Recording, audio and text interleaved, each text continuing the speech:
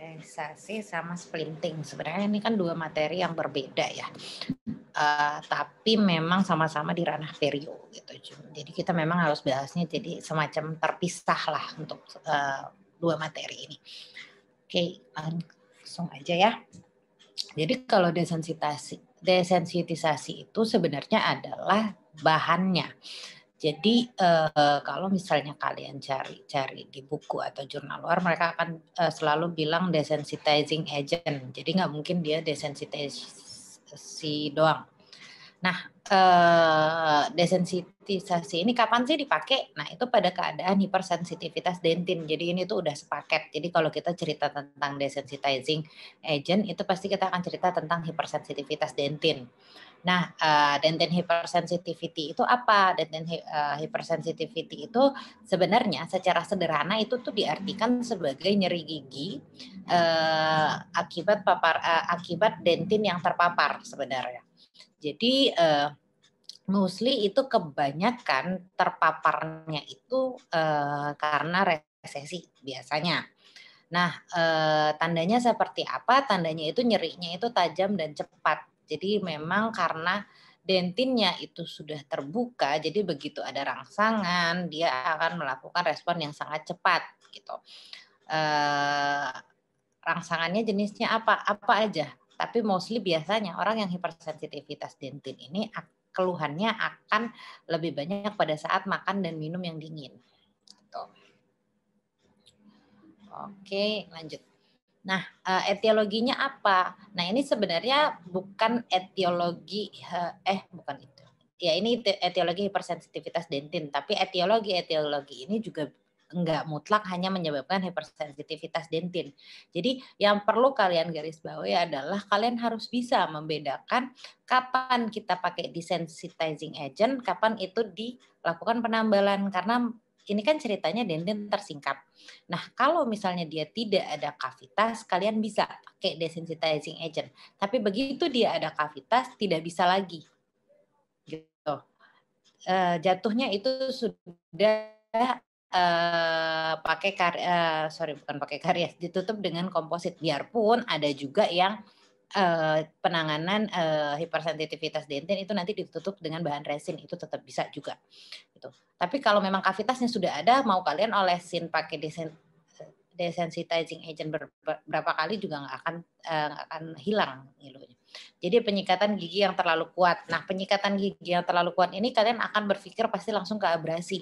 Nah, kalau misalnya hanya kalian perlu ingat lagi kalau kadang itu abrasi nggak ada.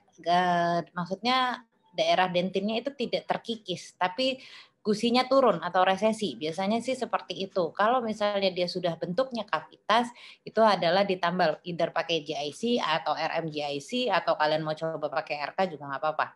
Nah, bulimia ini itu sebenarnya lebih ke mengikis lapisan terluar gigi. Nah, itu biasanya tuh kan karena asam, jadi giginya sifatnya erosi, makanya bisa jadi dentin hypersensitivity. Terus masalah periodontal kayak yang aku bilang aku bahas terus dari tadi adalah resesi. Serostomia berat juga bisa karena kan serostomia itu kan sebagai serostomia. Saliva itu kan sebagai lubrikasi dan juga sebagai cleansing, self cleansing juga. Dan orang-orang yang mengunyah tembakau. Nah, orang-orang yang mengunyah tembakau ini biasanya kan dia ditempatkan tuh di mulut terus menekan gusi. Biasanya itu baliknya lagi tuh ke resesi. Oke, nah kenapa hipersensitivitas dentin itu nyerinya tajam dan kalau misalnya kalian cerita juga karies dentin juga orang akan mengalami nyeri yang tajam. Kenapa? Karena sebenarnya di enamel itu tidak ada serabut saraf. Di dentin pun itu tidak ada serabut saraf. Yang punya saraf itu adalah pulpa. Nah, tapi di dalam dentin itu ada tubulus-tubulus yang berisi cairan. Nah, cairan-cairan di tubulus dentin itu sifatnya dinamis. Jadi dia ada flow movement. Jadi dia ada aliran. Nah, begitu dia mendapatkan rangsang dingin, dia akan mengalami vasokonstriksi dan efeknya akan langsung dikirim ke daerah pulpa. Jadi kalau misalnya kalian ingat tuh ada materi yang cukup kompleks tentang pulpodentino kompleks. Nah itu materinya panjang ya kalau misalnya kita mau jelasin. Intinya seperti itu. Nah jadi memang rasa sensitif atau hipersensitivitas ini tuh tidak mesti ceritanya hipersensitivitas dentin ya. Tidak mesti ceritanya itu hanya di karies servikal. Kalau misalnya memang kariesnya di oklusal, juga bisa terjadi hipersensitivitas dentin. Tapi ceritanya gimana kalau karies? Kalau ceritanya tadi aku udah bilang karies, ada kavitas, itu bukan lagi pakai desensitizing agent. Tuh. Oke, ini kurang lebih sama ya. Jadi misalnya ini kan ini gigi. Ini ada daerah yang tersingkap lah atau tergerus. Ini ceritanya erosi ya. Jadi tipis cuman tergerusnya. Kita kasih air siring, kalian tahu ya air siring yang semprotan udara itu, ya. Nah dia pasti akan menimbulkan respon. Di sini kan tubulus dentin nih, tubulus dentinnya itu akan memberikan stimulus ke serabut saraf yang ada di pulpa. Nanti akan dikirim ke central nerve kita di otak, baru nanti akan responnya itu akan cepat jadinya.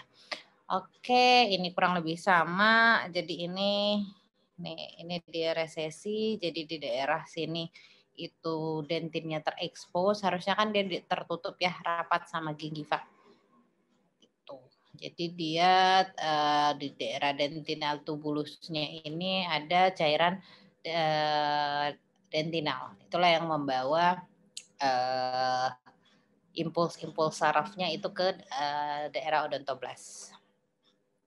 Oke, nah jadi kita langsung cerita ke desensitizing agent. Nah, desensitizing agent ini itu sebenarnya tuh kalau misalnya di kuliah tuh nggak ribet-ribet banget ya. Kita biasanya pakai ada satu bahan, langsung aja dibilang bahan buat desensitasi gitu. Biasanya sih dalam bentuk merek ya. Nah, tapi kalau misalnya kita cerita tentang pembagiannya, dia ada yang berdasarkan mekanismenya sama ada yang cara penggunaannya.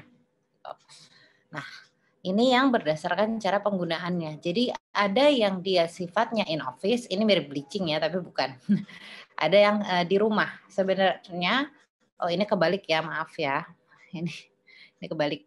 Jadi kalau yang di rumah itu sediaannya banyak. Ada yang powder, ada pasta, ada mouthwash, ada yang ini kayak permen karet gitu. Nah, kalau misalnya kalian bingung yang kayak di rumah itu apa, Sensodyne gitu. Salah satu merek ya yang seperti itu yang biasanya bentuknya kalau di buku di jurnal itu tuh dentifrice, aku nggak tahu cara baca gimana. Nah kalau yang in office itu adalah yang bahannya yang kita oleskan, jadi kandungannya nanti akan aku jelasin. Jadi kalau yang in office ini kalian akan mengaplikasikan bahan di daerah yang tersingkap dentinnya. Oke. Nah, sedangkan kalau berdasarkan mekanismenya itu ada yang dia cara kerjanya itu menghambat transmisi, jadi pengiriman sinyal sarafnya itu yang dia hambat. Ada yang juga dia memblok jalannya cairan dentinal. Yang memblok ini maksudnya ditutup cairannya, ditutup daerah dentinnya gitu loh. Nah, kalau yang menghambat transmisi impuls saraf, ini ada namanya kalium nitrat. Kalau bahasa Inggrisnya itu potasium nitrat, sama aja. Nah, jadi dia banyak sih sediaannya, ada yang gel, ada yang cairan. Ini pokoknya nanti kalian oleskan di daerah dentin yang tersingkap. Dia akan masuk ke tubulus dentin, dia memblok di dalam tubulus. Gitu. Jadi memang dia nggak nutup dentinnya. Zaman dulu tuh bahannya tuh nggak cuman potasium nitrat. Dulu itu juga bisa dipakai zinc chloride sama silver nitrat sama arsen. Tapi karena ketiga bahan ini dianggap cukup toksik, makanya dihentikan dan disubstitusi sama yang namanya potasium nitrat. Oke, nah yang ini adalah bahan yang mekanismenya menghambat jalannya cairan dentinal tubul. Oke, jadi di daerah dentin, tubulus dentin kan ada cairan tadi kayak yang aku bilang. Dia menghambat itu.